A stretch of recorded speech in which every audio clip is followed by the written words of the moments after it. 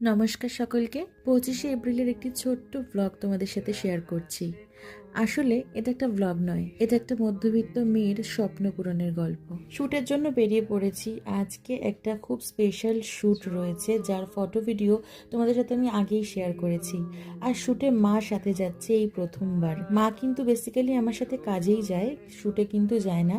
কিন্তু শ্যুটে আজকে আমি মাকে নিয়েছি, তার কারণ আছে। তোমাদের সাথে আমি আগেই শেয়ার করেছি যে আমি বেশিরভাগ শ্যুট কিন্তু ব্যারাকপুরে সালামদা স্টুডিওতে করে থাকি। তো আজকেও সেখানেই চলে এসেছি। 9টা থেকে আমাদের কাজ ছিল, বাট আমি 8:30টার অনেক আগে পৌঁছে গেছি। কার জন্য? এইবার দেখো কার জন্য। হ্যাঁ, সুনন্দা চক্রবর্তী দির সাথে আমার এটা প্রথম কাজ ছিল। জানো তো, আমি সত্যিই খুব ইন্ট্রোভার্ট টাইপের। আমি সমস্ত কথা মুখে বলে প্রকাশ করতে পারি না। সেই জন্য ব্লগের মাধ্যমে তোমাদেরকে অনেক কিছু জানাই। আজকেও তাই জানাচ্ছি। মধ্যবিত্ত পরিবারের ছেলেমেয়েগুলোর চোখে কিন্তু অনেক স্বপ্ন থাকে, কিন্তু সামর্থ্য থাকে অনেক সীমিত। সেজন্য সব কিছু চাইলেই ওরা চট করে করে উঠতে পারে না। অনেক দিন ধরে প্ল্যানিং করে করতে হয়। ঠিক আমারও তাই। আজকের শ্যুটটা কিন্তু আমাকে অনেকটা প্ল্যানিং করে করতে হয়েছে। একটা সেলিব্রিটি শ্যুট করবার জন্য কিন্তু অনেকটা সামর্থ্য দরকার পড়ে, যেটা আমাদের মতো মধ্যবিত্ত ছেলেমেয়েরা অনেকটা প্ল্যানিং করবার পর পসিবল হয়ে ওঠে। আমারটাও তাই হয়েছে। তবে বিশ্বাস করো, আজকের দিনটাতে যেরকম একটা এক্সাইটমেন্ট আমার ছিল, ঠিক সেরকমই ভয়ও ছিল। বলতে পারো প্রচন্ড নার্ভাস হয়ে পড়েছিলাম আমি। কিন্তু এই নার্ভাসনেসটা দিদি যখন আমার সাথে কথা বলা নিজের থেকে শুরু করলো, সেই সময়টা পুরোপুরি কেটে গেছে। আমি তোমাদের বলে বোঝাতে পারবো না। এই মানুষটা আমার জড়তা এবং আমার মধ্যে যেরকম একটা ভীতি কাজ করছিল, সবটা দূরে সরিয়ে রেখেছিল।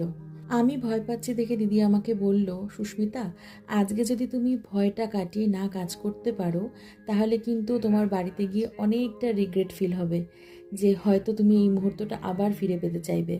তখন কিন্তু কোনো রকম উপায় থাকবে না।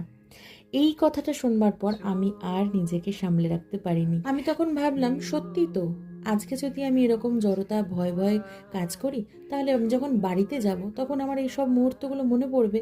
আর তখন আমার মনে হবে যে না, সত্যি সত্যি আমি বড় ভুল করে ফেলেছি। হয়তো এই মুহূর্তটা আমি আর ফিরে পেতাম না যদি এরকমই জড়সড় হয়ে থাকতাম। সত্যি কথা বলতে আমার মাও ভীষণ ফ্রি হয়ে থাকতে পেরেছে। আমার মাও কিন্তু আমার মতোই নার্ভাস, জানো তো। কিন্তু দিদির এই কথাবার্তাগুলো শুনে সত্যি মনে হয়নি যে দিদির সাথে আগে আমাদের আলাপ হয়নি।